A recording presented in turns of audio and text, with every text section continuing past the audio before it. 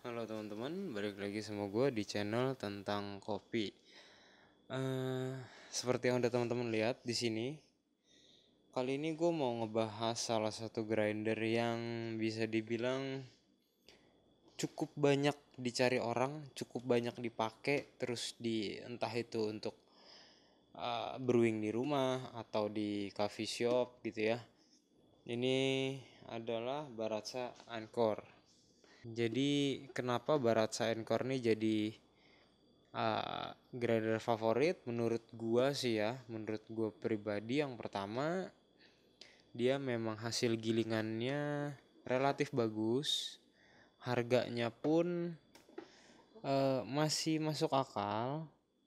Terus dia ini burnya itu loh, burnya kalau nggak salah dari Jerman atau dari mana gitu ya. Nah oke, langsung sebelum kita mulai reviewnya, terus kita lihat hasil gilingannya. Sekarang kita lihat dulu dari eh, part-partnya. Yang pertama ini udah kelihatan ya kan. Ini bahannya terbuat dari plastik. Ini juga untuk eh, untuk tempat penampung bubuk kopinya dari plastik. Ini tutupan bean hopper dari plastik juga. Untuk bagian ini bean hoppernya, cara bukanya kita tinggal puter ke kanan sampai yang paling kasar ya kan. Terus kebuka, ini juga dari plastik. Terus berikutnya ini ada karetnya, karet untuk penahan supaya bubuknya dia nggak keluar. Biji kopinya nggak keluar dari tempat bur ini. Terus yang berikutnya burnya sendiri. Oke, ini kelihatan agak kotor gini karena gue kemarin coba pakai sebelum bikin review ini gitu. Oke, sekarang gue coba akan sebutin spesifikasinya ya. Ukurannya 40 mili atau 4 cm. Oke. Terus bahannya kalau nggak salah ini dari baja deh, baja atau stainless. Kayaknya baja deh kalau lihat dari alur-alurnya ini baja. Lalu yang berikutnya kecepatan putar roda kecepatan putar dinamonya ini kalau nggak salah gue kemarin tuh baca 400 atau 450 rpm deh kan. Terus kecepatan gilingnya 1 gram per detik kalau nggak salah. Terus ini bean hoppernya itu kapasitasnya kurang lebih 200 gram mungkin segini ya, sekitar 200 sampai 250 lah ya. Terus kapasitas penampung ininya 150 mungkin.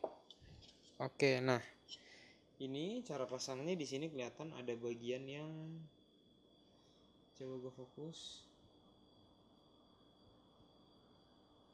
Nah ini ada bagian yang panjang dengan yang pendek. Nah caranya adalah yang panjang itu di sebelah kanan dari depan ya, di sebelah kanan gini. Kita agak tekan terus kita puter. Oke. Nah, jadi grinder ini itu dibuatnya itu memang dirakit ya. Dirakitnya di Taiwan. Tapi didesain itu di Seattle, USA. Itu dari keterangan dari yang gue baca di web Philo Coffee, oke? Terus burnya itu pembuatnya dari Liechtenstein kalau nggak salah deh, atau apalah itu. Oke, langsung gue ini nanti akan gue langsung bikin video reviewnya gimana dia hasil gilingannya. Nanti gue akan pakai masing-masing kopi 12 gram. Mulai dari settingan yang paling halus, terus nomor 10, nomor 20, dan nomor 30. Gitu, oke. Langsung kita lihat hasil gilingannya. Oke, ini sekarang gue mau masukin. Jadi ini kopinya 12 gram, settingan yang paling mentok ya, dengan ini belum dikalibrasi ulang, jadi masih bawaan pabrik. Langsung kita tes. Nah, ini bisa dipencet atau diputer. Kita coba diputer aja deh.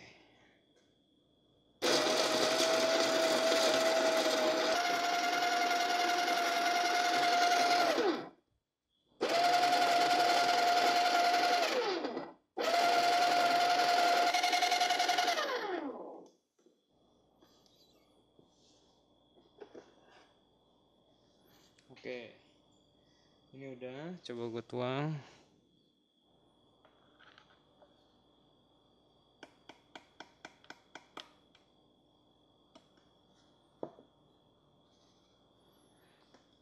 Gue zoom dulu.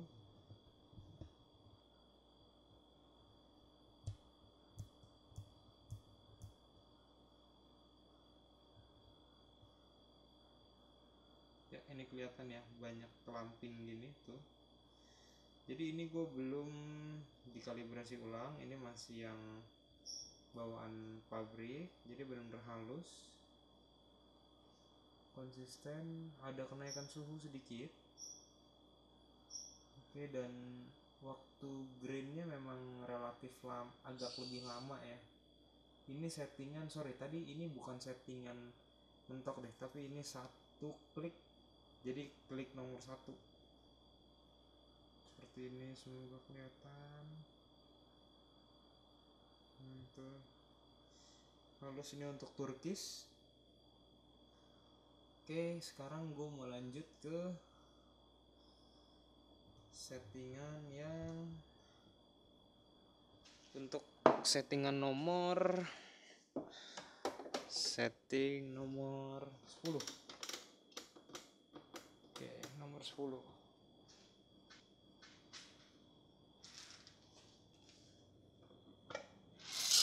12 gram juga sama.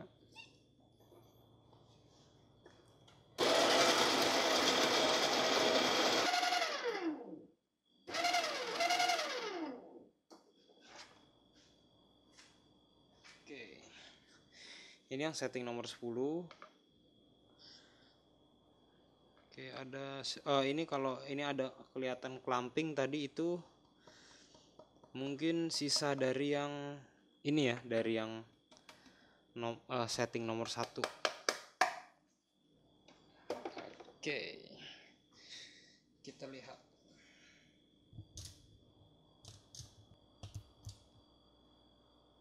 Seperti ini, lumayan konsisten. Ini bisa untuk pour over V60 ya. Seperti ini.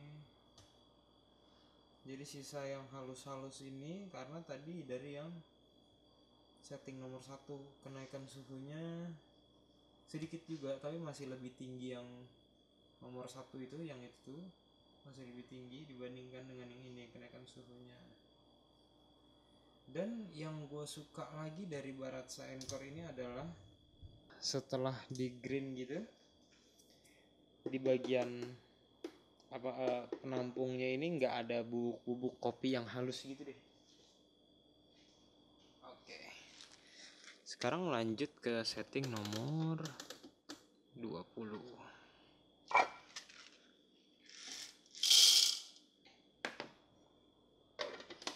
20.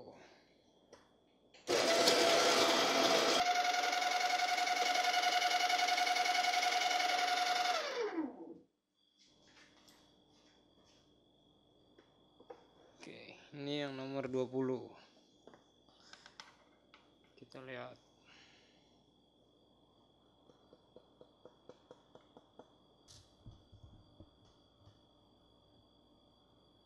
Ya.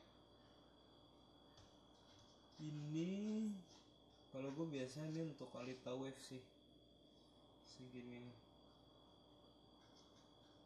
Ya, masih ada yang agak halus, ada yang butiran lebih besar ya.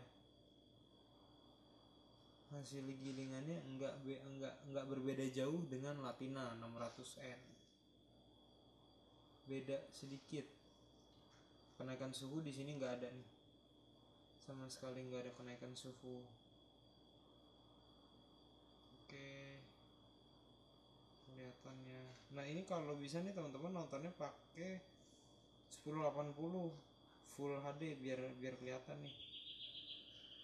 Ya ini kelihatan ya, masih banyak tuh yang butiran lebih besar sebelah sini.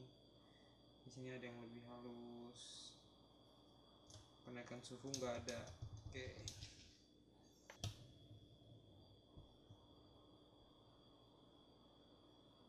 Kita lanjut ke setting nomor 30.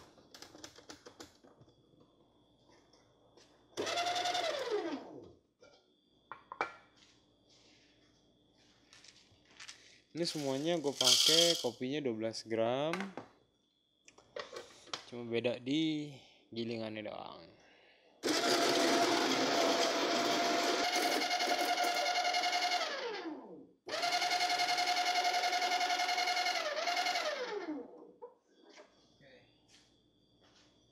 Sudah, kita lihat.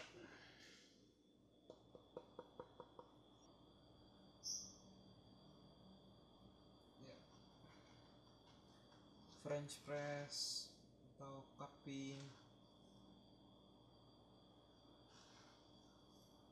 Ya, seperti biasa, seperti grinder pada umumnya ya. Jadi semakin dia kasar itu kebanyakan hasil gilingannya nggak akan konsisten. Sorry, maksud gue grinder dengan range harga ya sekitar Latina atau Baratza Encore inilah. Mayoritas semakin dia kasar pasti semakin dia nggak konsisten, kenaikan suhunya nggak ada. Oke, bisa teman-teman lihat sendiri.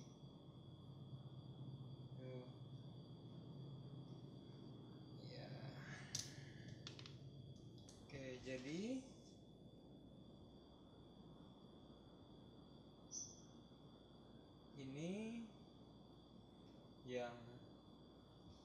ini yang satu, setting nomor 1 ini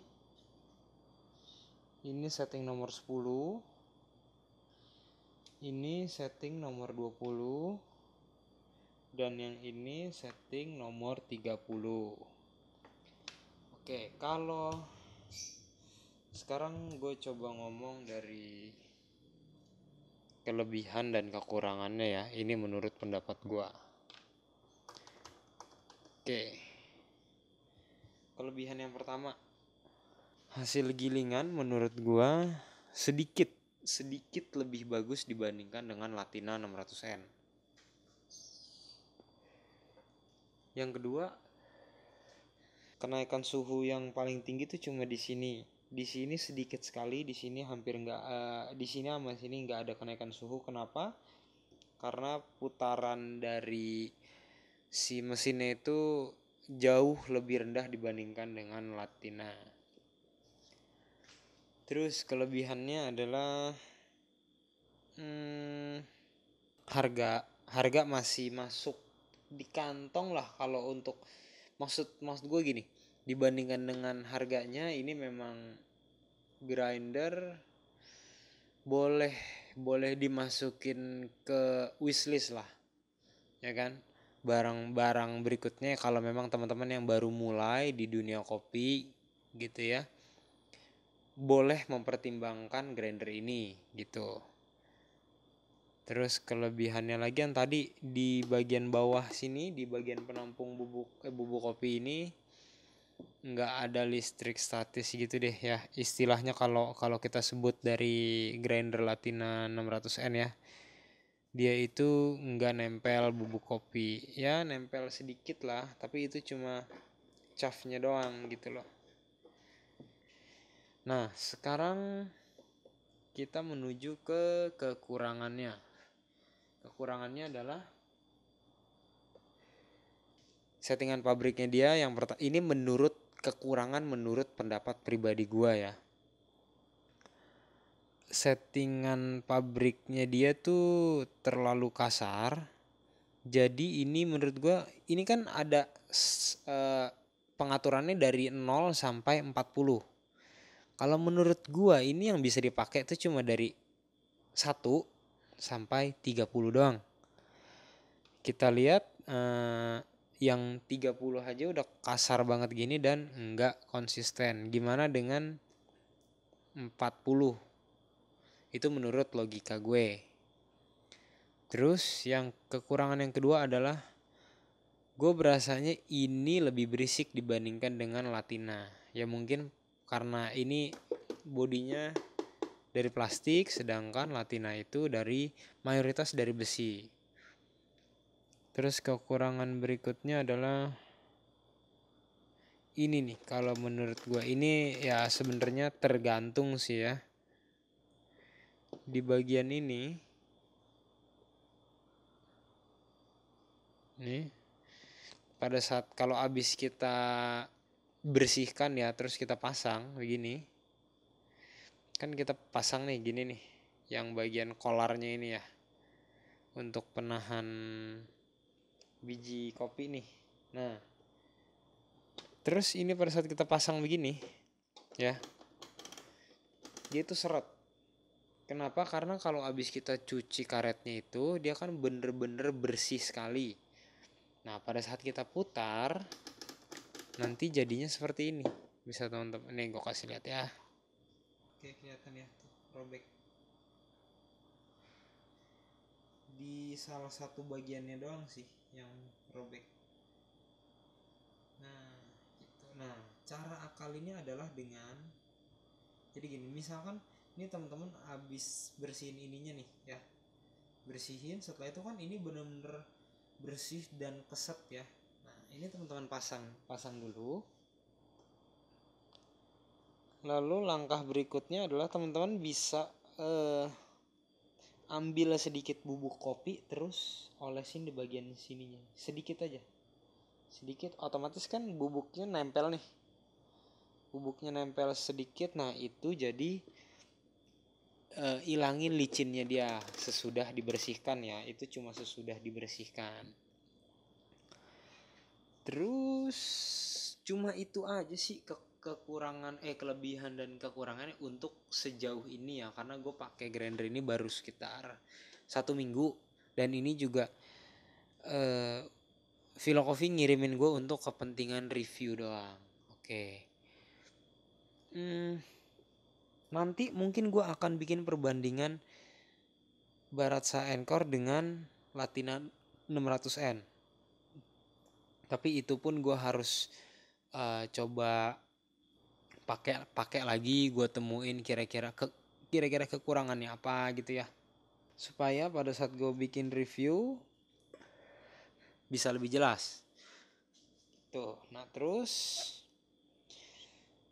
untuk review dari ini, dari hasil gilingannya, terus dari build quality-nya, itu gue rasa cuma sampai di sini aja. Jangan lupa teman-teman untuk like di video ini kalau sekiranya video gue membantu teman-teman dalam memutuskan mungkin masih bingung tiba-tiba, oh ya udah deh mau beli ini gitu ya. Silahkan like. Kalau kira-kira ada yang kurang silahkan di komen. Jangan cuma unlike doang. Jadi biar kita sama-sama membangun gitu ya. Terus gue ingetin lagi untuk giveaway-nya nanti gue akan adain pada saat 500 subscriber. Jadi subscribe dulu aja biar gak ketinggalan kalau giveaway-nya udah gue mulai. Dan jangan lupa juga share video gue ini di sosial media teman-teman. Sekian video dari gue mengenai review hasil gilingannya. Thank you.